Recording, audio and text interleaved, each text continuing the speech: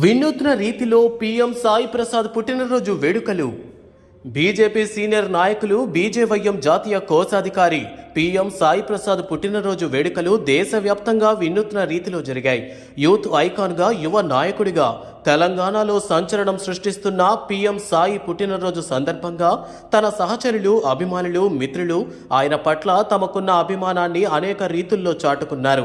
కొందరు హోర్డింగులు ఏర్పాటు చేశారు. మరికొందరు అనాథాశ్రమాల్లో, వృద్ధాశ్రమాల్లో, ప్రభుత్వ పాఠశాలల్లో, అంగన్వాడీ కేంద్రాల్లో పండ్లు, తినుబండారాలు పంచారు. మరికొందరు దేవాలయాల్లో పూజలు, అర్చనలు జరిపారు.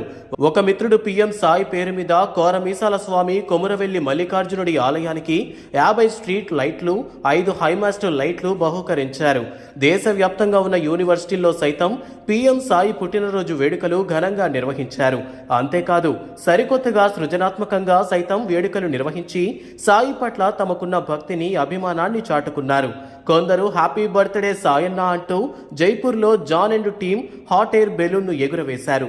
సుశీల్ మరియు అతని మిత్ర బృందం ఏకంగా అండమాన్లో సముద్ర నదీ జిల్లాల్లో అండర్ వాటర్లో వినూత్నంగా బర్త్డే విషెస్ తెలియజేశారు. క్రాంతి మరియు తన మిత్రులు కలిసి అద్భుతమైన పెయింటింగ్ అందజేశారు.